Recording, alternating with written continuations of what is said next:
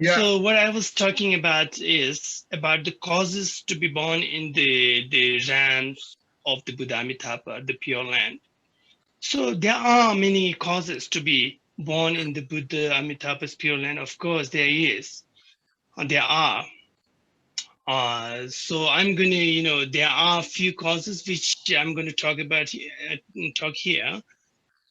The cause, one of the cause is to purify one's mind by practicing bodhicitta, by practicing aspiration bodhicitta, as well as action bodhicitta, the practice of the sixth perfection, which we call the action bodhicitta.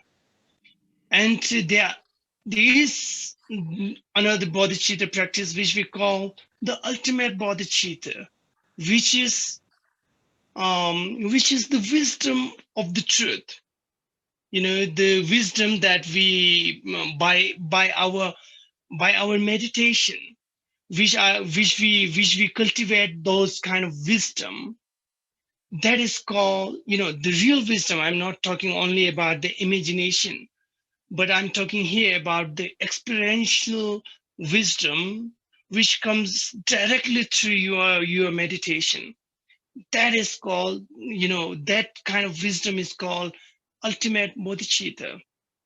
So, like directly experience about the Four Noble Truth, directly experience about the reality of all phenomena, which we call the emptiness nature of all phenomena. So that kind of wisdom is the causes. And also, to practice the sadhana of the Buddha Amitabha, like here, as I have taught about the sadhana, the short versions, the short sadhana of the Buddha Amitabha, like visualize the land, the pure land of the Buddha Amitabha, and to visualize him, Buddha Amitabha, and then visualize all the Buddhas and Bodhisattvas, and to recite the mantra with the visualization. That is also one of the causes. And you know we the other causes are like to make an aspiration to be born in the Buddha Amitabha's realms. Like here we have a short version of the blissful prayer to be born in the Buddha Amitabha's land. Here, this is the short, what do you call, aspiration prayer. To recite those kind of prayer with the understanding, without having any kind of attachment towards the pure land. you know these are also one of the causes. So these are the causes to be born in the Buddha Amitabha's realms. Try your best to purify one's mind, and try, like this practice are a causes to be born in the Buddha Amitabha's realm. Yes, love. Hello.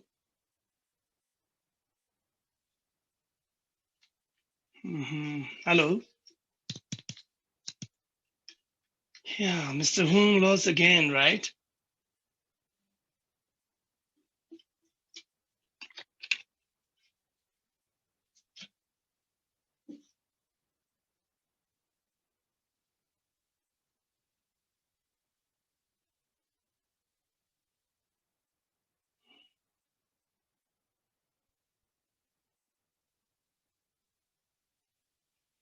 Okay, so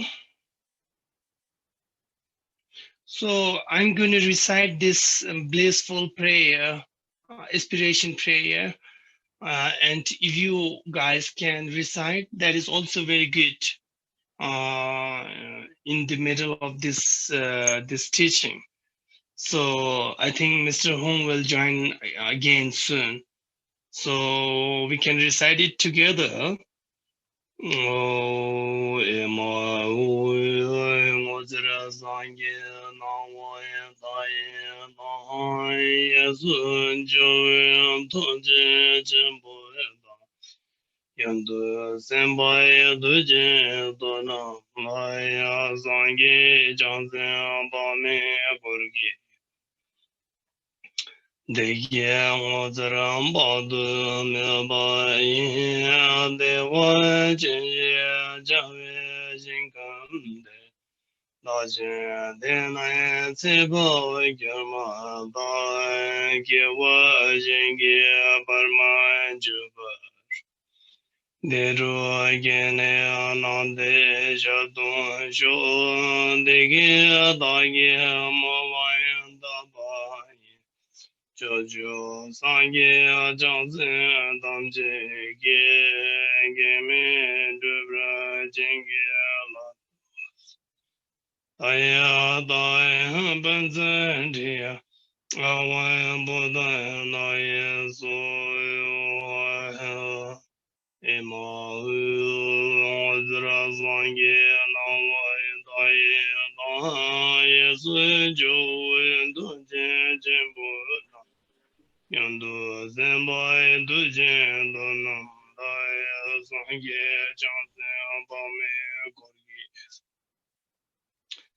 Degi Wazar Abadu Mebai Dewa Jenji Jabe Jingande Rajan Dene Zebu Gyama Gewa Jingya Burma Dero yene anande jano joyon dige dage molayan da bay çocuğu zange cazı adamcı geme dövra cenge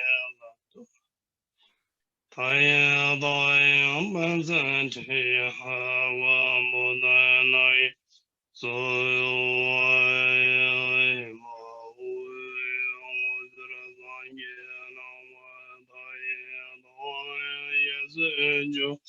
Toje Jembo Yondo Zemba Indo Jendo Nam Lawaya Zangi Jansi Abame Gorgi Degi Mozaramba Do Meba Ye Dewa Jenji Javi Jingande Rajan Dene Zebu Yuma Atan Yewa Jingi Burma Jaba Nero Gene Anande Jadon Joy Digi Dagi Molayam Dabai Choju Sangi Jansen Damji Geme Dubra Jingi Taya Daya Banzan Dia Wai Buddha Nai Soha. So, hello, Mr. Hung.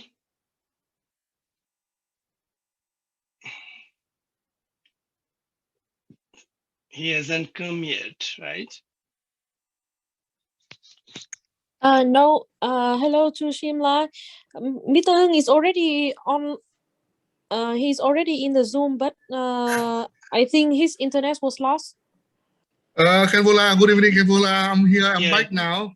So I'm got it. using both my laptop and my mobile phone at the same time. That's in case that I lost connection with my laptop, so that I can use my mobile phone in substitution. Would be nice, huh? I think. Yes, I have both device with me now, so I use both my laptop and my mobile phone now. That's good, lah. Okay. So what I was talking about is the causes to be born in the Ram's pure land of the Buddha Amitabha. So I'm gonna talk again in a very brief way. Yeah. So there are many kind of causes to be born in the Buddha Amitabha's pure land, as I have mentioned before. So one of the causes is to practice the sadhana of the Buddha Amitabha, and practice recitation of the Buddha Amitabha's what you call mantra with the visualization of his pure land and the refuge tree, whatever, and as this sadhana ask us to do the practice similarly, So that is one of the causes. And the second, there are another cause is to practice bodhicitta, aspiration bodhicitta, as well as action bodhicitta. Action bodhicitta means practice 6 perfections.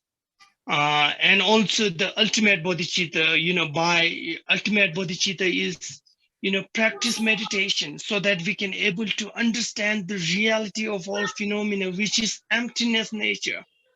So when we directly experience that emptiness with our wisdom, that is called the ultimate bodhicitta. So one of the very good, very important cause is, to gain our wisdom. So that is another causes, and the causes, the other causes are like to make an aspiration to be born in the Buddha Amitabha's realms. That is also one of the causes. And dedicate the merit for the sake of all beings. Those are the causes to be born in the pure land of the Buddha Amitabha realm. Như thầy đã giảng cho quý vị là để mà có thể được tái sinh vào cảnh giới cõi Tây phương tịnh độ của Đức Phật vô lượng quang A Di Đà Phật, thì chúng ta cần phải có một số cái hành động cụ thể, chứ không phải là đương nhiên là chúng ta khi mà chúng ta chết đi thì chúng ta sẽ được tái sinh vào cảnh giới cực lạc của Đức Phật A Di Đà, mà chúng ta cần phải tạo ra những cái nhân duyên, những cái thiện duyên tốt lành để chúng ta có thể được tái sinh vào cảnh giới Tây phương tịnh độ cực lạc đó. Vậy thì đâu là những cái điều kiện để cho chúng ta có thể được tái sinh vào những cảnh giới đó? Thứ nhất là trước tiên là chúng ta cần phải thực hành cái nghi quỹ cầu nguyện đến Đức Phật AMi Đà. Và ở trong cái phần nghi quỹ mà thầy đã truyền trao cho quý vị trong mấy tuần vừa qua thì cũng đã nói rõ về cách thức quý vị cần phải tụng chú như thế nào, quý vị phải tụng tâm chú của Đức Phật AMi Đà như thế nào, rồi quý vị cần phải quán tưởng về Đức Phật AMi Đà cũng như là quán tưởng về cõi Tây phương tịnh độ cực lạc của Ngài như thế nào. Thì ở trong nghi quỹ, quý vị cũng cần phải thực hành kể cả quy y và phát bồ đề tâm nữa. Như vậy cái nhân duyên thứ hai để quý vị có thể được tái sinh vào cảnh giới Tây phương cực lạc của Đức Phật AMi Đà, đấy là quý vị cần phải thực hành bồ đề tâm. Quý vị biết rằng là thầy cũng đã giảng cho quý vị về bồ đề tâm nguyện, bồ đề tâm hành và bồ đề tâm tuyệt đối. Như vậy thì quý vị ngoài cái việc mà phát nguyện và đạt được bồ đề tâm để giải thoát tất cả các chúng sinh hữu tình, thì quý vị cần phải thực hành bồ đề tâm hành, tức là quý vị cần phải thực hành 6 ba la mật hay còn gọi là 6 pháp hoàn thiện để quý vị có thể biến bồ đề tâm nguyện của mình trở thành bồ đề tâm hành, tức là thực hành 6 ba la mật trong cuộc đời của mình. Và cuối cùng thì quý vị cần phải đạt được đến bồ đề tâm tuyệt đối hay còn gọi là bồ đề tâm tuyệt đối, bồ đề tâm tối thượng. Đấy là quý vị phát triển cái trí tuệ của mình để nhận thức được cái sự thật bản chất của mọi sự vật và hiện tượng đều là tánh không. Và khi mà quý vị nhận thức được bản chất của mọi sự vật và hiện tượng đều là tánh không thông qua cái trí tuệ trải nghiệm của chính mình, thì quý vị đạt được bồ đề tâm tuyệt đối. Như vậy là quý vị cần phải luôn luôn phát nguyện bồ đề tâm cũng như là thực hành bồ đề tâm trong tất cả các cái hoạt động của mình trong cuộc sống hàng ngày. Và cái nguyên nhân thứ ba đấy là quý vị cần phải phát một cái lời nguyện, một cái nguyện rất là mạnh mẽ, là quý vị khi mà quý vị lâm chung, tức là quý vị từ bỏ cái cõi luân hồi, cõi ta bà này, thì quý vị sẽ được tái sinh vào cảnh giới Tây phương tịnh độ của Đức Phật A Di Đà. Và cái nguyên nhân thứ tư hay còn gọi là cái nhân thứ tư quý vị cần phải gieo để mình có thể về được cõi Tây phương tịnh độ cực lạc, đấy là quý vị cần phải thực hành các cái hạnh nguyện, thiện nguyện. Và mỗi khi mà quý vị thực hành các cái thiện nguyện như vậy thì quý vị đều hồi hướng cho tất cả các chúng sinh để tạo những cái cơ hội cho tất cả các chúng sinh và bản thân chúng ta đều được về tái sinh về cảnh giới Tây phương tịnh độ cực lạc của Đức Phật A Di Đà. Thì đấy là 4 cái nhân mà quý vị cần phải gieo, hay là 4 cái điều kiện mà quý vị cần phải thực hiện để khi mà mạng chung thì chúng ta có thể tái sinh về cảnh giới Tây phương tịnh độ cực lạc của Đức Phật AMi Đà. Khenpo Tsultim. So, as I have mentioned about the sixth perfection, the practice of the sixth perfection is very important. Whether in any tradition, if we can practice the sixth perfection, it is one of the great causes to pure oneself, to, or purify oneself. And, when you purify one's mind, then that is the easy, after that, it is like, there is no any kind of hindrances to be born in a good realm, to be born in a pure land of the Buddhas and Bodhisattvas. So here I'm going to talk about sixth perfection a little bit, because many people, they do not know how to practice the genuine sixth perfection. Some people, they think that they are practicing the body action bodhicitta, which we call the sixth perfection, but still they mix the impurity of their mind with that practice, and the result of that practice is not what we call good always. So that is why I'm going to talk a little bit about the sixth perfection here. Yeah. Như quý vị cũng đã biết rằng là thầy cũng đã giảng rất là nhiều lần về 6 pháp hoàn thiện, hay còn gọi là 6 pháp ba la mật. Đây là một điều rất là quan trọng, bởi vì là trong bất cứ một truyền thống Kim Cang Thừa nào thì cái việc thực hành 6 ba la mật, hay còn gọi là 6 pháp hoàn thiện, thì đều rất là quan trọng, bởi vì đây chính là một trong những nhân hay là một cái điều kiện quan trọng nhất để giúp cho quý vị có thể tịnh hóa được chính bản thân mình, tịnh hóa được cái tâm thức của mình. Và nhờ đó, nhờ cái việc thực hành 6 ba la mật mà quý vị sẽ không gặp bất cứ một cái trở ngại, một cái chướng ngại gì để mình có thể tái sinh được vào những cảnh giới an lạc, cảnh giới an lành, đặc biệt là những cảnh giới tịnh độ của chư Phật và chư Bồ Tát. Thì 6 ba la mật là gì? Mặc dù là có thể là có rất nhiều quý vị ở đây có thể là hiểu 6 ba la mật gồm những cái nội dung gì, thế nhưng mà tại sao có rất nhiều vị khi mà thực hành 6 ba la mật thì không mang lại cái kết quả tốt đẹp, hay là không mang lại cái kết quả như ý muốn? Lý do là gì? Bởi vì là quý vị có thể thực hành 6 ba la mật, nhưng mà quý vị thực hành 6 ba la mật với một cái tâm, với một cái động cơ nó không thanh tịnh. Quý vị coi như là đã lồng ghép vào cái việc thực hành 6 ba la mật của mình những cái mong cầu, những cái tâm bất tịnh của mình, khiến cho cái việc mà thực hành 6 ba la mật nó không được viên mãn, nó không được thành tựu như quý vị mong muốn. Khenpo La. So the first of the six perfection is the practice of the generosity. So the practice of the generosity, actually, it is, is a kind of the practice of giving something.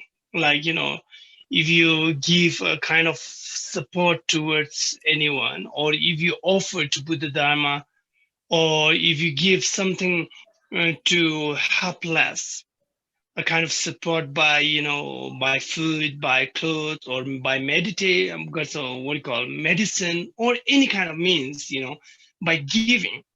When you give those, what you call, things to these people, at the meantime, if your mind is pure, then that is called the genuine practice of generosity. Like, if you do not expect anything in return, like if you are helping someone, or if you are supporting someone, anyone, like for your friends, your colleagues, whoever the person is, a person which you do not know about, if you give those kind of things to those people, then without having any kind of desire, or without having any kind, expecting anything in return, your wish is to just help this person. Your wish is to just support, or your wish to just offering to Buddha Dharma and Sangha, like without expecting anything in return. That is called the pure generosity, the practice of generosity. So that this kind of practice is really one of the very good causes to, for what you call being born in the Deva chain. Or this practice is also very good in this present life, because if you expect something in return, then there must be a kind of impurities in your mind. So when you don't get anything in return, then you will be so irritated. You will be so angry about this situation or about that people, like that. So that is why one has to practice generosity with your pure mind. Yep, Khenpo La. Cái hạnh đầu tiên mà trong 6 ba la mật đấy chính là hạnh bố thí. Hạnh bố thí chúng ta thì chắc là ai cũng hiểu, bố thí tức là chúng ta cho đi một cái gì đó, hoặc là chúng ta cúng dường lên Phật pháp, cúng dường lên chư Phật, tức là một hành động cho đi thì được gọi là bố thí. Và chúng ta có thể gặp cái hành động bố thí này rất là thường xuyên. Ví dụ như là khi mà chúng ta gặp những người khó khăn ở trong cuộc sống thì chúng ta cho họ thức ăn, cho họ quần áo, cho họ thuốc men, hoặc bất cứ một cái hình thức hỗ trợ nào mà chúng ta có thể giúp cho những người mà đang khổ sở, đang không gọi là đang trong những cái hoàn cảnh rất là tuyệt vọng, rất là trớ trêu, thì chúng ta giúp họ, chúng ta giúp đỡ họ, chúng ta giúp họ vượt qua cái hoàn cảnh đó, thì đều được gọi là một hành động bố thí. Có thể ở trong cuộc sống thì chúng ta sẽ gặp những người mà chúng ta không hề biết họ là ai, và chúng ta chỉ vì thấy thương họ mà chúng ta giúp họ. Và khi mà giúp đỡ họ như vậy thì chúng ta không có bất cứ một cái mong cầu, một cái chờ đợi rằng là sau này họ sẽ báo đáp chúng ta, họ sẽ trả ơn chúng ta, hay là chúng ta giúp họ mà chúng ta không có bất cứ một cái gọi là sự chờ đợi, sự mong cầu gì cả. Thì đấy là sự bố thí rất là thanh tịnh, bố thí trong sáng. Nhưng ngược lại là có những cái hình thức bố thí mà khi mà chúng ta cho đi, hoặc thậm chí là kể cả chúng ta cúng dường Phật pháp, thì chúng ta lại có những cái mong chờ, mong đợi là chúng ta sẽ đạt được cái gì đó, chúng ta sẽ được trả ơn, gọi là đền đáp sau này. Thì đó là sự bố thí, sự cúng dường bất tịnh, hay còn gọi là bố thí cúng dường không thanh tịnh. Thì khi mà tâm thức của chúng ta bị ô nhiễm bởi những cái mong cầu, những cái mong muốn được đền đáp, được báo ơn, được đạt được cái gì đó, thì đó là sự bố thí, sự cúng dường không thanh tịnh. Và tất cả những sự bố thí, sự cúng dường không thanh tịnh thì nó sẽ dẫn đến kết quả không được viên mãn, không được tốt đẹp như chúng ta mong muốn. Và khi một kết quả chúng ta không được như mong muốn, chẳng hạn như là chúng ta không nhận được cái sự báo đáp từ cái người mà chúng ta giúp đỡ, người mà chúng ta bố thí chẳng hạn, thì chúng ta sẽ dẫn đến là giận dữ, tức giận, bực bội với cái kẻ mà chúng ta bố thí đi. Thì đó chính là sự bố thí không trong sáng, sự bố thí không thanh tịnh, thì nó sẽ không giúp cho chúng ta đạt được kết quả viên mãn. Như vậy là trong cuộc sống hàng ngày thì chúng ta cần phải thực hành hạnh bố thí với một cái tâm rất là thanh tịnh, với một cái động cơ rất là trong sáng, và không mong cầu, không chờ đợi gì từ cái hành động bố thí của mình. Thì đó chính là hành động bố thí một cách chân thực và sẽ đạt được kết quả tốt. Nó chính là một trong những cái nhân duyên, một cái điều kiện sẽ dẫn chúng ta được tái sinh về cảnh giới Đều A Chen, tức là cảnh giới Tây phương cực lạc của Đức Phật AMi Đà. Khenpo La.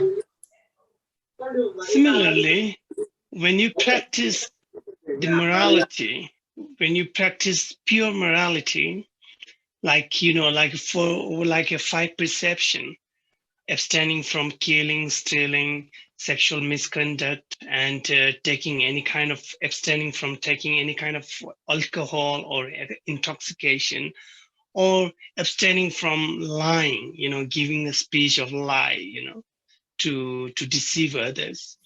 When you practice those morality, abstain those kind of bad things, similarly, you have to practice it with your pure mind. If you practice with, impurities of your mind, like, I may practice this so that the society can respect me, my family members can respect me, or, I can receive a lot of good things in this life. If your mind motivation is about this, then this is not a genuine or the pure morality, the practice of morality. The practice of morality has to be so pure so that it can help you to purify your mind in this life. It can also help you to, what do you call, it can also help you to accumulate a lot of wisdom, because it's the best of all other like wisdoms and other qualities of the mind. So when you practice those perceptions, you have to practice with pure motivation, without expecting anything in return in this life or in other life, in future life. You have to practice it for, just to purify oneself. And so that if you develop in this, morality, then you can also achieve a little higher, like your samadhi must be very good, because your foundation is very good here. So that's how you can also able to develop your wisdom.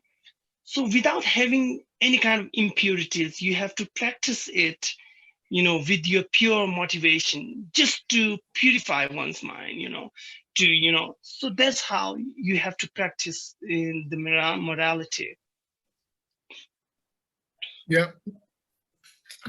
Cái ba la mật thứ hai đấy chính là chúng ta phải giữ giới, chúng ta phải trì giới. Và khi mà chúng ta trì giới với một cái động cơ rất là thanh tịnh, chúng ta thực hiện cái gọi là trì ngũ giới một cách rất là thanh tịnh, thì đấy chính là cách thực hành cái ba la mật thứ hai một cách đúng đắn. Quý vị biết rằng là để thực hành trì giữ cái đạo đức của chúng ta, trì giữ giới, thì chúng ta cần phải thực hành không sát sinh, không trộm cắp, không tà dâm, không nói dối, không ăn trộm và không sử dụng các chất gây nghiện như là uống rượu, uống bia, rồi là hút thuốc lá, vân vân. Thế khi mà chúng ta thực hành trì giới, giữ giới và trì giữ cái đạo đức như vậy, thì tâm thức của chúng ta sẽ trở nên thanh tịnh, và tâm thức của chúng ta sẽ trở nên thanh tịnh, và chúng ta sẽ loại trừ được những cái điều bất tịnh khỏi tâm của mình. Nhưng mà nếu như mà chúng ta thực hành giữ giới với một cái động cơ không tốt, chẳng hạn như là chúng ta nói dối để với một cái động cơ là mong muốn là xã hội sẽ tôn trọng mình hơn, xã hội sẽ kính nể mình hơn, gia đình mình sẽ kính nể mình hơn, thì đó là cái điều mà không đúng, đó là điều sai trái. Bởi vì khi mà chúng ta mong muốn là đạt được những điều tốt thông qua việc nói dối, thì khi đó tâm thức của chúng ta sẽ không còn thanh tịnh nữa, và tâm thức của chúng ta sẽ trở nên bất tịnh. Và khi mà chúng ta thực hành trì giới với một cái động cơ rất là thanh tịnh, với một cái hành vi, một cái tâm thức trong sáng như vậy, thì chúng ta tự mình đã tịnh hóa được tâm thức của mình. Và khi mà tâm thức của mình đã được tịnh hóa, thì đồng nghĩa với việc là trí tuệ của mình sẽ ngày càng phát triển. Và khi mà trí tuệ của mình ngày càng phát triển, thì chúng ta ngày càng có sự tinh tấn ở trên con đường đạo pháp. Và với một cái động cơ rất là thanh tịnh như vậy, thì quý vị cũng tịnh hóa được cái bản thân mình, tịnh hóa được tâm thức của mình, và quý vị sẽ đạt được những cái tầm cao mới trong cái việc phát triển trí tuệ của mình, cũng như là cái việc tinh tấn trong việc thực hành đạo pháp của mình. Thì đây là một điều rất là quan trọng để mà chúng ta thực hành trì giữ giới với một cái động cơ rất là thanh tịnh, động cơ rất là trong sáng, để có được những cái bước tiến trên con đường đạo độ của mình. Khenpo Lao. And the practice of the patience, when you practice the patience, or it is very important to practice, because you can see in your life, you have your own experience that everything you will you meet with people, those who you don't want it to meet, people, those who are sometimes, some people are so irritated, it makes you so irritated, or it makes you so angry, because these people, he's saying something to you, something bad to you, like those kind of situation. And in our life, unwanted things happen, and wanted things which we wanted to happen, but it is not going to happen, because these are the nature of the samsara. So unwanted things happen, wanted things doesn't happen. So that is why you feel so agitated with the situation, with the people, with the members of your family members, like a family sometimes. So it makes you so irritated, so angry. So that is when you feel or when you face those kind of situation, one has to be patient with these situations. Like unwanted things happen, you have to understand, you have to know that, or these are the nature of this samsara.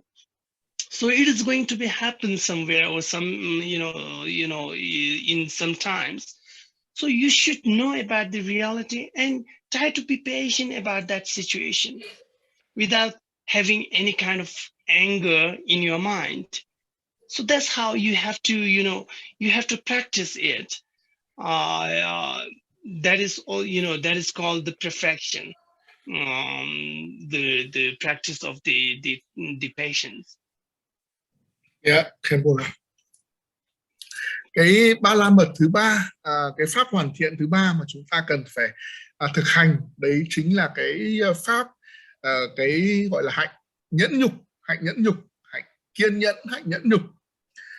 Trong cuộc sống của chúng ta thì 10 điều thì có lẽ đến 8-9 điều là không như ý của chúng ta.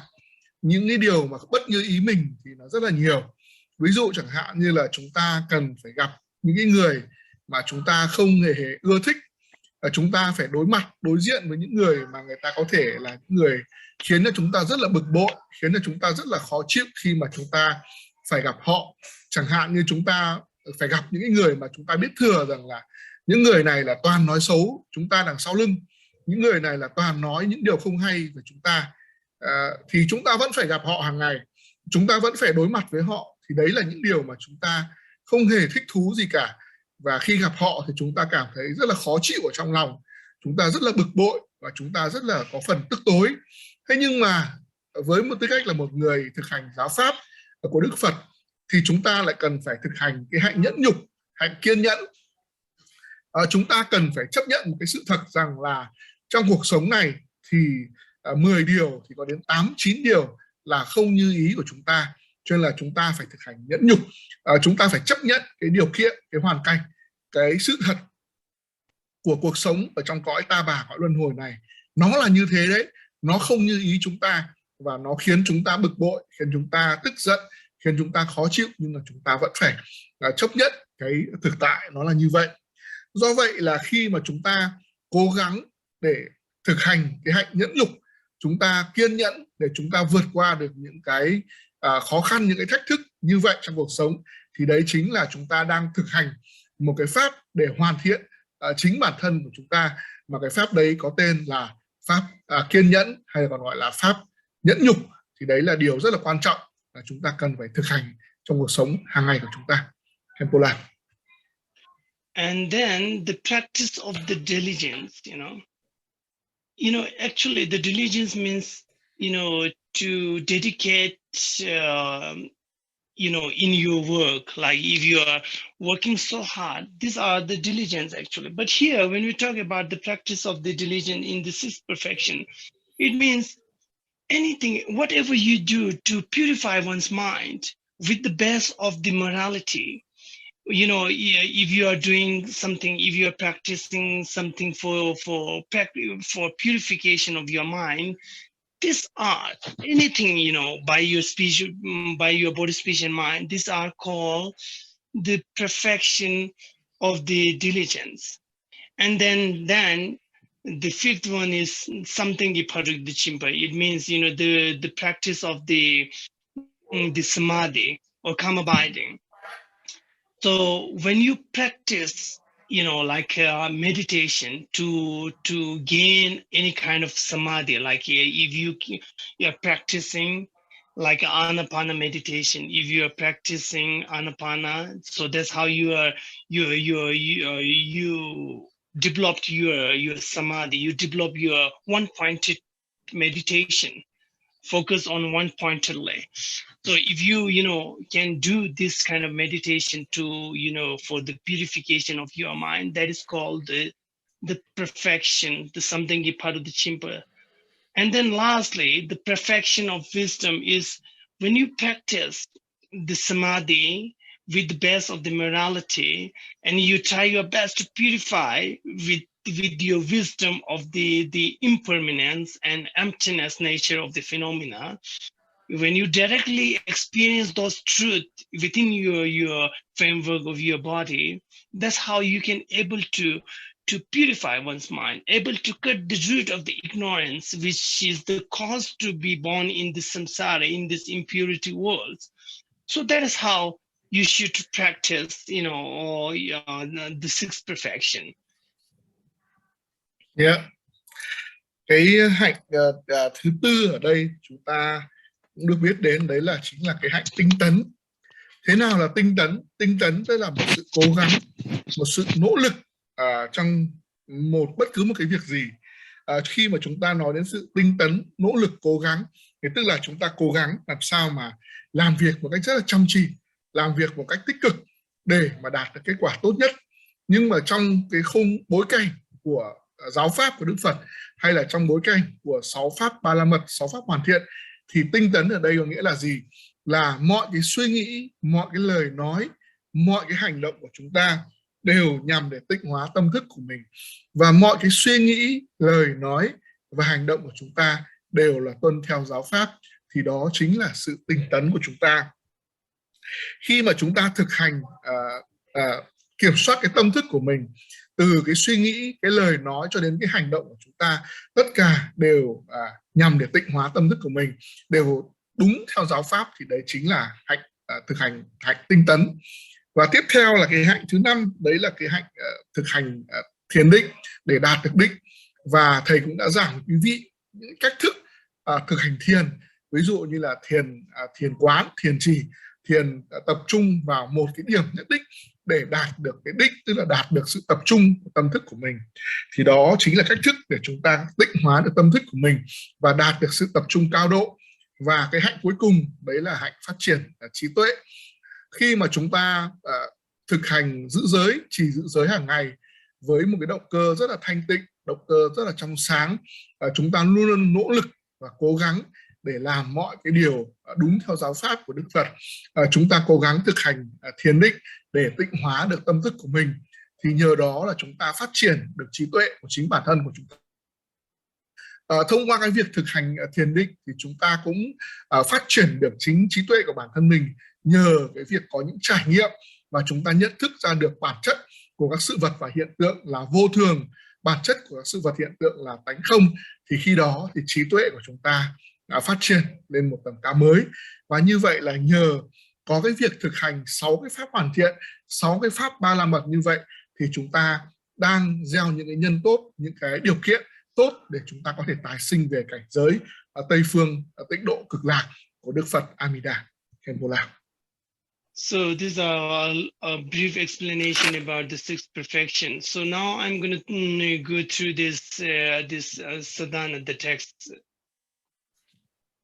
Vừa xong thì thầy đã giảng lại một cách rất là ngắn gọn cho quý vị về 6 cái pháp ba la mật, hay còn gọi là 6 pháp hoàn thiện, để quý vị có thể tự thực hành để gieo những cái nhân duyên tốt lành, hay là tạo ra những cái điều kiện cần và đủ để quý vị có thể được tái sinh về cảnh giới Tây phương tịnh độ cực lạc của Đức Phật AMi Đà. Thì bây giờ thầy sẽ giảng cho quý vị về cái bản văn để quý vị có thể hành trì tụng hàng ngày để quý vị có thể được tái sinh về cảnh giới Tây phương cực lạc. So you can see in the text it says Demundupa, means brief prayer to be born in the blissful pure land of the Buddha Amitabha. Ở trong cái tiếng Tạng và được dịch ra tiếng Anh thì cái đoạn văn này nó có tên là cái lời cầu nguyện ngắn gọn để được tái sinh về cõi Tây phương tịnh độ, cõi cực lạc, cõi tịnh độ cực lạc, Dewachen. So here in the Tibetan, here it says Emaho Ngosar Sangye Nangwa Taye Dan Yasujo Tuji Chembo Dan Yundu Semba Tuji Topnamla Sangye Changsempa Mi Kurgi course. So you can also visualize here. It also, teaches about, visualization about this. So emaho ngosar sanginama thayada means, actually emaho means like so wonderful, wow, like, you know, it's like that. In the center is the marvelous Buddha Amitabha of boundless light. On the right side is the Lord of great compassion. So, you know, as I have taught about the visualization, when you visualize Buddha Amitabha, you have to visualize Buddha Amitabha in a red color with the 3 robes of the monks, and right side of his you have to visualize the great compassionate, generous. You know, that is what it says here. And Yundu Semba Tujin Tomnala means on his left side, the marvelous, what do you call? On the left of lot of powerful means you have to visualize Chan Nadur. Yeah, Vajrapani on his left. So you have to visualize that. And Sanghi Changsen Pame Kuikikwa means you have to visualize all the Buddhas, Bodhisattvas on the right, you know, and the left, as I have already taught about the visualization. So here, that is what it says. You have to visualize, or, you know, like that, or... Không,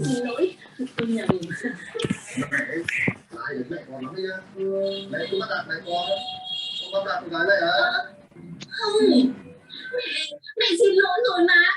Mẹ chỉ nhận một tí thôi. Mẹ ơi, mẹ cứ xử lý là có mất thằng nữa.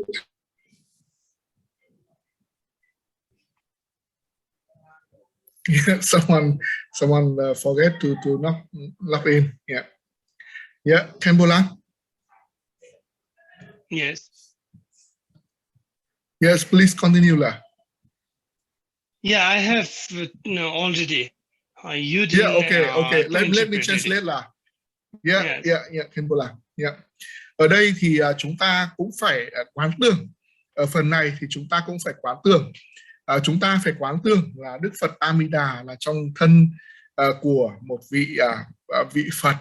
Ngài mang tam pháp y giống như là một vị tu sĩ, như là một vị tăng, và Ngài có thân màu đỏ ruby.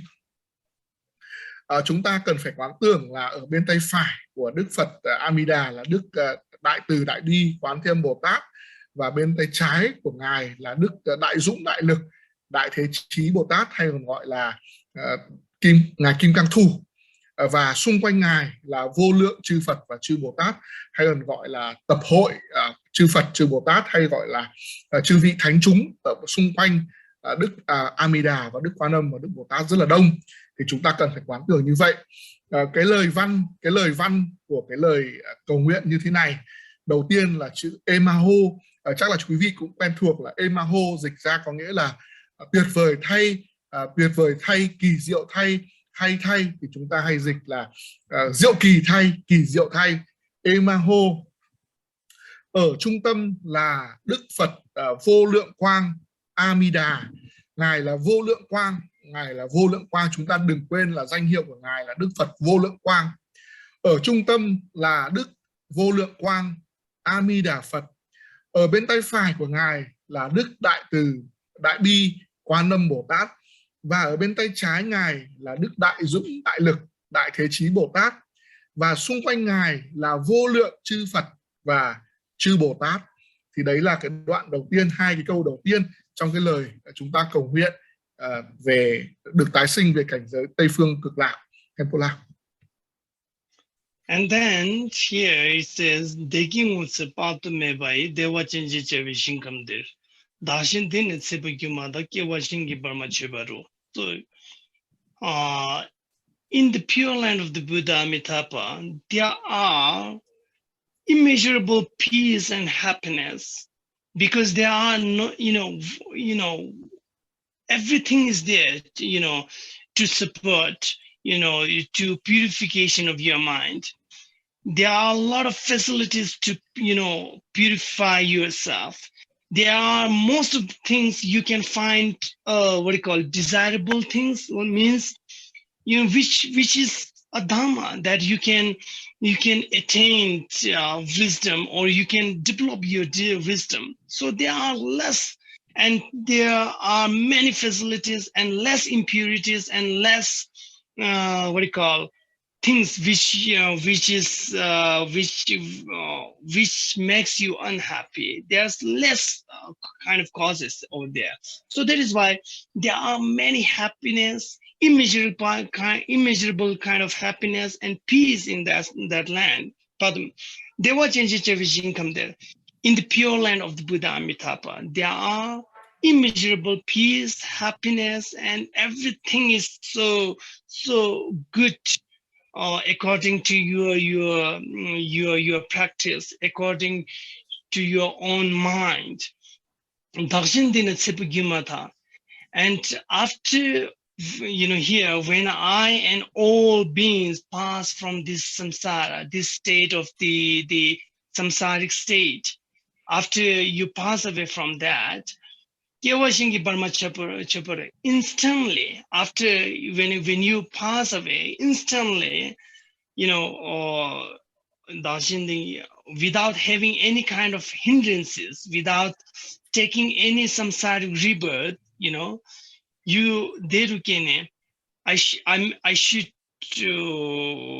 may I be born in this pure land of the Buddha Amitabha. Yeah, it's a play, aspiration prayer, okay? That is what you are aspire. Yeah. Bởi vì đây là cái lời cầu nguyện, hay là cái khát vọng, hay là cái mong cầu, cái ngưỡng vọng của chúng ta, là khi mà chúng ta chết, khi mà chúng ta từ bỏ cái cuộc đời này, từ bỏ cái cõi ta bà này, thì chúng ta sẽ được tái sinh về cảnh giới cực lạc của Đức Phật AMi Đà. Cho nên là cái lời cầu nguyện của chúng ta nó thể hiện rõ cái điều đấy. Cái dòng tiếp theo ở đây là gì? Cái dòng tiếp theo ở đây là immeasurable peace and happiness in the blissful pure land of Dewa Chen, tức là gì? Vô lượng an lạc, vô lượng, chúng ta hay nói là vô lượng an bình, vô lượng hỷ lạc, vô lượng an lạc, vô lượng cát tường ở nơi cõi Tây phương tịnh độ cực lạc. Thì chúng ta có thể nói một cách rất là ngắn gọn như vậy là vô lượng an lạc, vô lượng cát tường ở cõi Tây phương tịnh độ cực lạc. Dòng của tiếp theo là gì? Là khi con và tất cả chúng sinh rời bỏ cõi ta bà này, xin cho chúng con được tái sinh ở cõi Tây phương tịnh độ cực lạc, mà không phải tái sinh ở nơi cõi luân hồi nữa. Xin nhắc lại là gì?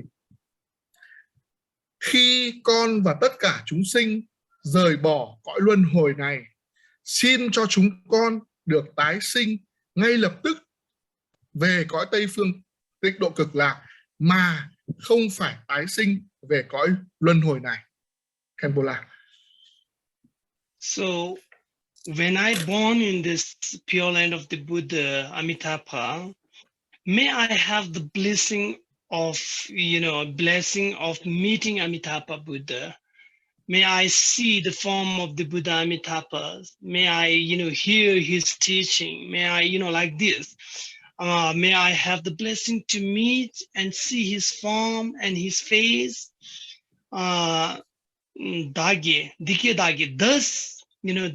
I made an aspiration like that. Thus I made an aspiration of that.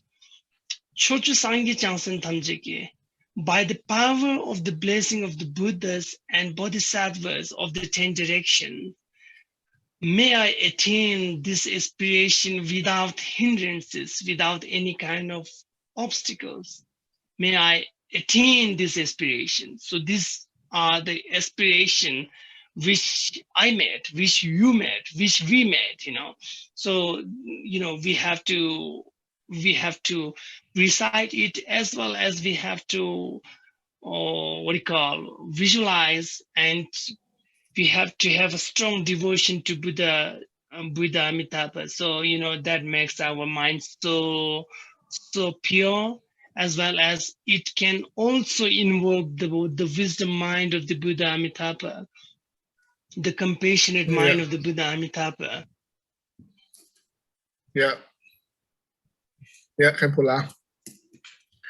Tiếp theo thì chúng ta, cái dòng tiếp theo mà chúng ta cầu nguyện là xin cho con khi mà con tức là từ bỏ cõi tịnh độ này, xin lỗi là con từ bỏ cõi luân hồi này và con đến cõi tịnh độ Tây phương cực lạc, thì ngay lập tức là con được diện kiến Đức Phật AMi Đà. Bởi vì trong bình thường, cuộc sống bình thường thì chúng ta không được gặp Đức Phật AMi Đà, mà chỉ khi nào mà chúng ta tái sinh về cõi Tây phương tịnh độ cực lạc của Ngài thì chúng ta mới có cơ hội đó. Cho nên là chúng ta cầu nguyện rằng, xin với Ngài rằng là khi mà con mạng chung, con rời bỏ cõi ta bà này, con được tái sinh về cõi Tây phương tịnh độ cực lạc của Ngài ngay lập tức mà không có trở ngại gì. Và khi mà con đặt chân đến, gọi là khi mà con đặt, giống như là khi mà con đặt chân đến ngưỡng cửa của cõi tịnh độ của Ngài, thì xin cho con được diện kiến Ngài, diện kiến Đức Phật AMi Đà ngay lập tức. Và nhờ đó thì chúng ta thấy được cái sắc, cái diện của Đức Phật AMi Đà.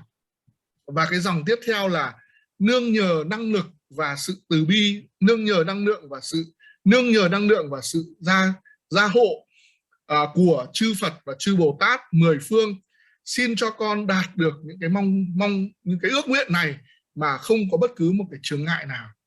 Tức là chúng ta chúng ta cầu nguyện với chư Phật chư Bồ Tát mười phương, nương nhờ cái năng lực gia trì, cái gia hộ của chư Phật chư Bồ Tát mười phương mà chúng ta sẽ sớm đạt được cái ước nguyện này. Tức là khi mà mạng chung thì chúng ta được tái sinh về cảnh giới Tây phương tịnh độ của Đức Phật AMi Đà mà không có bất cứ một cái trở ngại, một cái chướng ngại nào.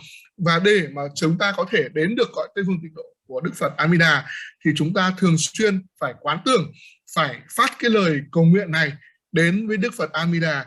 Thì khi mà chúng ta cầu nguyện như vậy thì chúng ta giống như là chúng ta đánh thức, chúng ta triệu thỉnh cái trí tuệ từ bi, cái tâm từ bi của Đức Phật AMi Đà đến để giúp đỡ chúng ta, cũng như là đánh thức, chúng ta thức tỉnh, chúng ta đánh thức cái tâm từ bi của chúng ta, cái tâm Phật của chúng ta, đánh thức cái trí tuệ Phật nó vốn tồn tại ở trong chúng ta.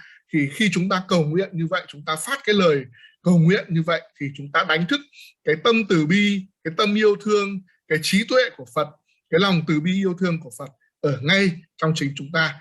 Thì đó là cái lợi ích của cái việc mà chúng ta cầu nguyện đến Đức Phật AMi Đà để chúng ta được tái sinh về cảnh giới Tây phương tịnh độ cực lạc của Ngài khi mà chúng ta mạng chung, tức là chúng ta từ giã cõi đời này. Khenpo lạc. Then Tayata Pansadya Avabodhanaya Soha. So these are the what do you call, the blissful prayer, aspiration prayer to be born in the Devachan. So it is very important if you recite it again and again and practice it. So lastly here, it is the four prayer, I mean like a 4-line prayer here, which is about the bodhicitta prayer, the prayer of the bodhicitta, which is one of the real protection of ours. It is said that Sungwe Chogyu Changchupsem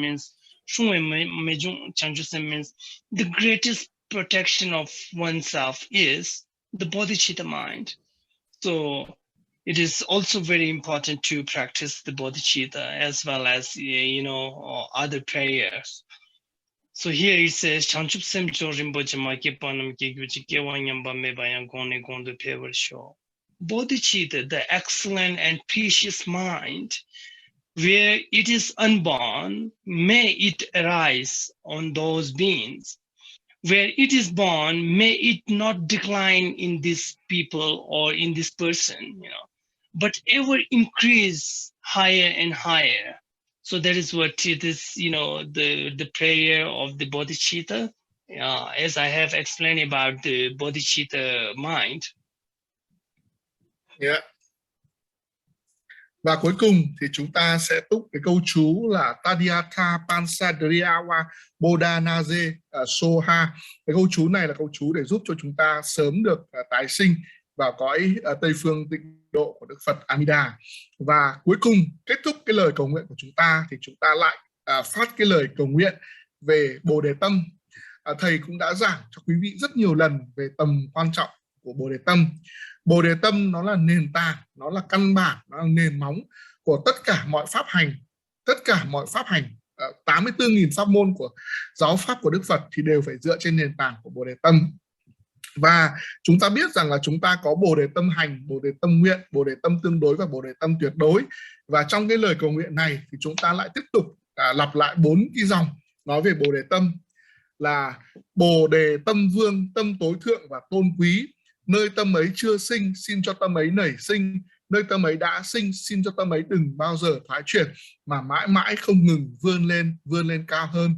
Thì đấy là 4 cái câu nói về Bồ Đề Tâm để kết thúc cái lời kỳ nguyện hay là lời cầu nguyện mạnh mẽ của chúng ta, để giúp cho chúng ta có thể được tái sinh về cõi Tây Phương Tịnh Độ Cực Lạc. Cái câu chú lúc nãy thì là như thế này: Tadiyatha Pansa Driawa Boda Naze Soha.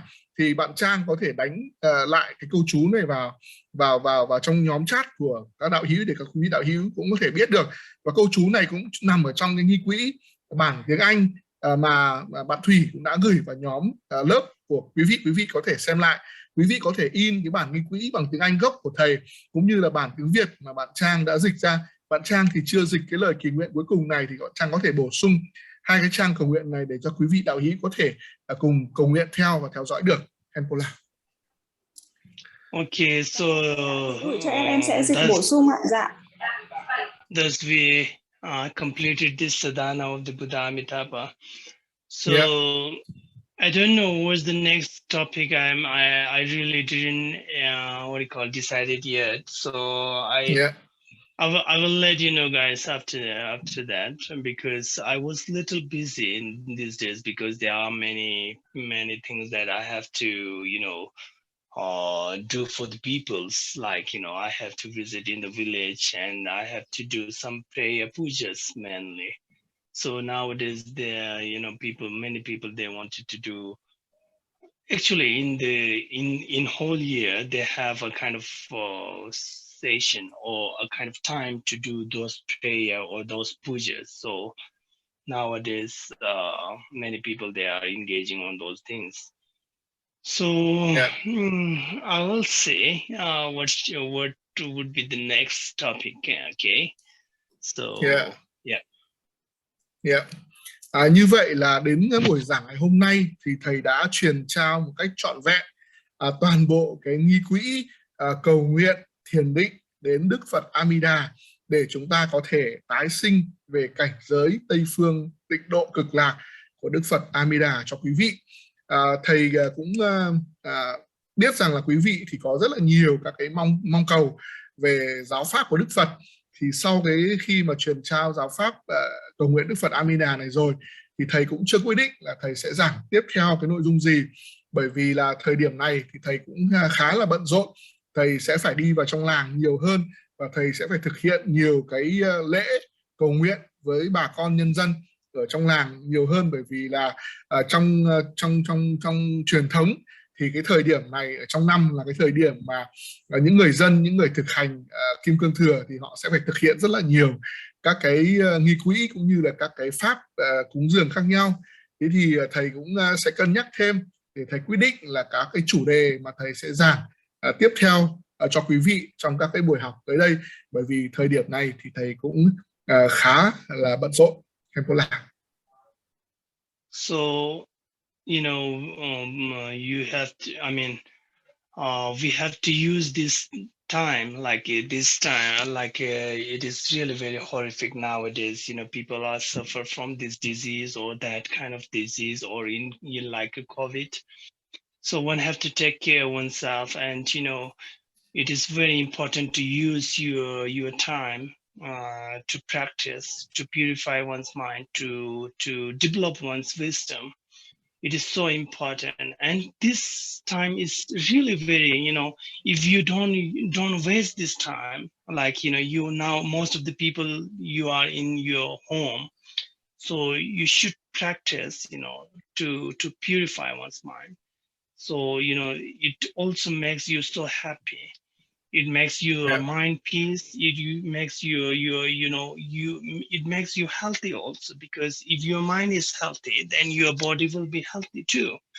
So I would like to say that, you know, try your best to practice, try your best to put your time in a very good and organized way to purify one's mind, to practice the sixth perfection like that. Yeah. Chúng ta thì đều biết rằng là thời điểm này của chúng ta là cái thời điểm đầy khó khăn, đầy thách thức, và có thể dùng một cái từ khác là chúng ta đang ở trong một cái thời điểm rất là đáng sợ. Đấy là thời điểm của bệnh dịch. Bệnh dịch nó lan tràn khắp nơi ở trên thế giới này, và chúng ta phải ở trong nhà và chúng ta không đi ra ngoài được. Thế nhưng cái khía cạnh tích cực của cái thời điểm này, đấy là quý vị được tự chăm sóc cho bản thân mình, và quý vị phải tự lo cho bản thân mình, và đây là cái thời cơ tốt để quý vị có thể thực hành giáo pháp của Đức Phật để tịnh hóa cái tâm thức của mình.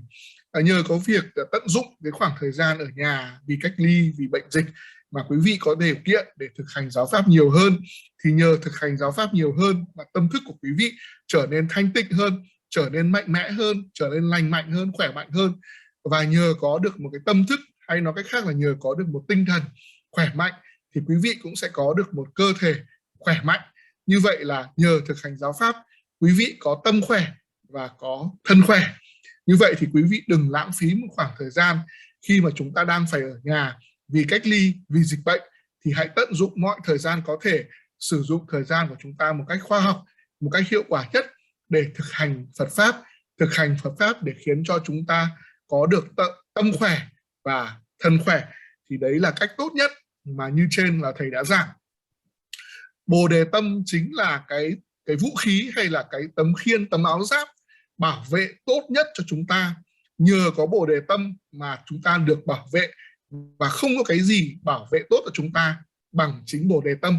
Do vậy là quý vị hãy thực hành Phật Pháp hàng ngày ở nhà, thực hành nuôi dưỡng, trưởng dưỡng và phát triển bồ đề tâm, thực hành 6 ba la mật, 6 cái hạnh: bố thí, trì giới, tinh tấn, thiền định và phát triển trí tuệ hàng ngày để tịnh hóa tâm thức của mình, để làm cho mình ngày càng tinh tấn trên cái con đường đạo pháp của Đức Phật.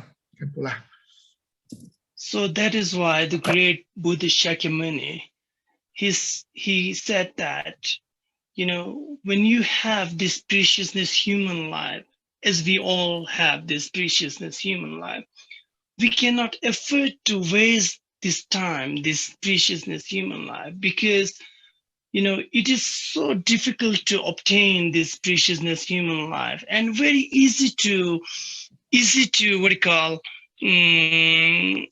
lost, or very easy to because there are many things that, you know, our time, the lifespan is so short, so we cannot afford to waste this time. Try your best to do something very good for yourself, your family member, as well as to the society and others.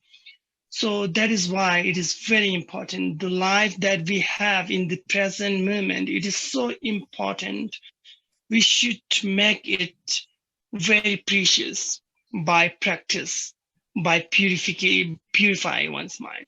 So, you know, I just wanted to remind these things to you all, because I mean, we all know about it. It is so important, but still sometimes we forgot all. Yeah. Bản thân Đức Phật khi Ngài còn tại thế thì Ngài đã dạy cho chúng ta biết rằng là có được cái thân người như thế này là rất quý giá, rất hiếm quý, rất khó để có được cái thân người này. Như vậy là quý vị đừng bao giờ bỏ lỡ một phút giây nào của việc có được thân người. Đừng lãng phí bất cứ một cái giờ khắc nào của cuộc đời này đã được làm con người. Chúng ta biết rằng là để mà có được cái thân người này là rất khó, nhưng mà lại rất dễ để đánh mất cái thân người này. Và một khi mà đã mất thân người này rồi thì rất khó để mà lấy lại được, để mà khôi phục lại được cái thân người này. Và quý vị biết rằng là cái quãng đời của chúng ta thực ra nó rất là ngắn ngủi, và chúng ta không được phép lãng phí bất cứ một cái khoảnh khắc nào của cái cuộc đời ngắn ngủi này. Chúng ta hãy cố gắng làm những điều tốt lành, làm những điều thiện hạnh, làm những điều tốt cho chính bản thân mình, cho gia đình mình, cho cộng đồng và cho xã hội của mình. cuộc đời của chúng ta, cuộc đời hiện tại này nó rất là ngắn ngủi, cho nên là chúng ta không được phép lãng phí nó, mà phải biến nó trở thành thực sự là quý báu, và phải tận dụng của nó. Hãy tận dụng nó và làm tất cả những điều tốt đẹp nhất có thể để tịnh hóa cái tâm thức của mình, và để giúp cho mình có thể lên được cái tầm cao mới ở cái cấp độ mới. Khenpo La. Khenpo La.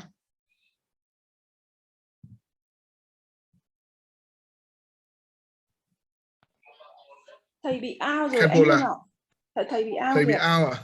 Dạ. Yeah. Ok. Thì chúng ta chờ 1 phút nữa, nếu mà thầy không quay trở lại thì chúng ta sẽ hồi hướng công đức.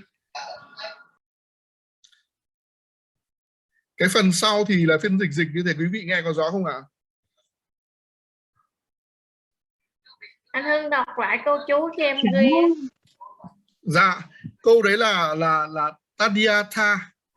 Tadiatha Pan Sa Dri A Wa Bo Da Na Ze So Ha. Tadiatha Pan Sa Dri A Wa Bo Da Na Ze So Ha là cái câu chú mà chúng ta đọc xong sau cái lời cầu nguyện đến Đức Phật AMi Đà đấy ạ. Teyatha Bansa Ri Awa Bodana Soha. Aze Soha. Vâng ạ, thầy Hưng sẽ đánh vào trong cái cửa sổ chat để quý vị có thể ghi lại luôn ạ. Vâng, Hưng sẽ đánh vào luôn ạ. Naze nữa hả anh Hưng? Cái chữ Z nữa hả? Vâng ạ, Naze Soha đấy, Hưng đánh luôn ạ. Naze Soha. Ok. Cảm ơn Hưng nha. Dạ đây con đang đánh đấy ạ.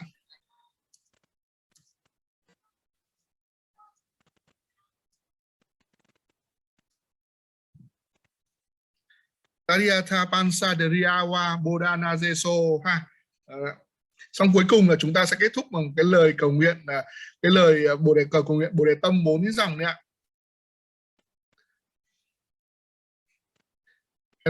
Khenpo chắc là bị out hẳn rồi. Thế bây giờ thì chúng ta sẽ cầu nguyện, chúng ta sẽ hồi hướng ạ. Alo. Ngày hôm nay bạn Trang, bạn ấy đã chuẩn bị các cái lời tụng trước khi chúng ta học Pháp và sau khi chúng ta học Pháp. Trang có thể gửi lại cho mọi người, có thể là hôm nay thực hành cái lời cầu nguyện sau khi mà chúng ta học Pháp. Alo. Dạ vâng, sau buổi này thì em sẽ gửi lại cho cả lớp để từ buổi sau thì mình sẽ tụng theo cái bản đó. Hôm nay anh Hưng cứ dẫn chúng tụng đi ạ. Chúng ta lưu lại. Vâng ạ. Dạ vâng, cảm ơn anh Hưng ạ. Câu trả lời. Vâng. Ban tổ chức thì cũng đã đề xuất với thầy một số cái chủ đề, ví dụ như là ngay sau cái phần nghi quỹ Đức Phật AMi Đà này thì xin thầy hướng dẫn cho mọi người cách thức hộ niệm cho những người đang lâm chung, đang ở trong quá trình cất tử, tức là đang trong quá trình lâm chung, và sau đó thì hộ niệm trong vòng 8 tiếng ngay sau khi mất, cũng như là các cái thực hành để giúp cho người vừa mới mất trong vòng 49 ngày đầu tiên. Thì đấy sẽ là cái phần mà thầy sẽ giảng, đang đề nghị thầy giảng ngay sau cái phần nghi quỹ Đức Phật AMi Đà này, bởi vì đấy là hai cái nội dung mà nó rất liền với nhau, và cái phần mà chúng ta cần phải biết nếu như mà chúng ta muốn hộ niệm cho người thân hay là cho bất cứ một cái người quen hoặc là một cái đạo hữu nào mà đang trong quá trình hấp hối, quá trình mà mới mất trong vòng 49 ngày đầu tiên. Thì đấy là cái chủ đề mà ban tổ chức cũng đã đề xuất với thầy để xin thầy giảng ngay sau khi mà giảng về nghi quỹ Đức Phật AMi Đà, bởi vì là đấy là cái nội dung mà chúng ta sẽ nương vào Đức Phật AMi Đà cũng như là nương vào Đức Quán Thế Âm Bồ Tát để hộ niệm cho những người mà đang hấp hối. Sau đó thì ban tổ chức cũng đã đề nghị thầy giảng về Đức Đại Trí Văn Thù Sư Lợi, các cái cách thức làm sao để mà phát triển trí tuệ, cách thức để nuôi dưỡng trí tuệ của chúng ta hàng ngày, và cũng đề nghị thầy giảng về Đức Kim Cang Thủ, tức là Đức Đại Thế Chí Bồ Tát, làm thế nào để chúng ta có thể hàng phục được các cái ma tâm, cũng như là vượt qua được những cái chướng ngại trong cuộc sống hàng ngày của chúng ta thông qua cái việc thực hành cầu nguyện đến Đức Kim Cang Thủ, Đức Đại Thế Chí Bồ Tát. Ngoài ra còn có một loạt các cái chủ đề khác mà ban tổ chức cũng đã đề nghị với thầy, nhưng mà tuy nhiên là cái thời điểm này thì thầy cũng đang hơi bận rộn, cho nên là thầy chưa quyết được. hy vọng là thầy cũng sẽ dành được nhiều thời gian để cho lớp chúng ta có thể tiếp tục học cái khóa học Phật pháp căn bản này một cách liên tục và có hệ thống để chúng ta có thể có được những cái sự tiến bộ trong cái việc học pháp của chúng ta. Sau đó thì thầy sẽ cũng có một số cái chủ đề khác nữa để cho chúng ta có thể cùng học với nhau. Thì ngoài những chủ đề mà ban tổ chức vừa mới thông báo thì quý vị nào mà muốn được học những cái nội dung nào cụ thể thì cũng được, thì cũng xin thông báo, nhắn tin cho ban tổ chức để ban tổ chức có thể cân đối, tập hợp những cái đề xuất của quý vị để bạch với thầy, để thầy sắp xếp thời gian để thầy giảng cho chúng ta.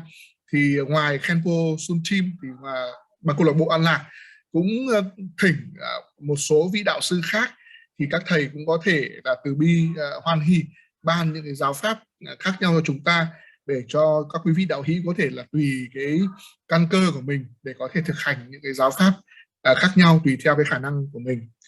Thì cũng xin được thưa lại với quý vị đạo hữu như vậy, bởi vì Khenpo Tsultim thì cũng đã giảng liên tục của chúng ta từ đầu năm đến giờ là cũng được gần 50 buổi giảng. Như vậy là thầy cũng rất là từ bi, kiên nhẫn theo lớp của chúng ta trong suốt hơn một nửa năm vừa qua liên tục từ sau Tết đến giờ. Như vậy là thầy cũng rất là từ bi đối với chúng ta.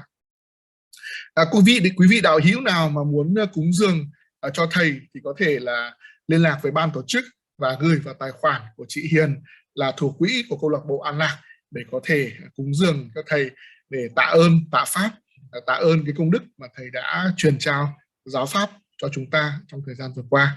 Thì cũng xin được thông báo với ban tổ chức, thông báo các vị đạo hữu như vậy.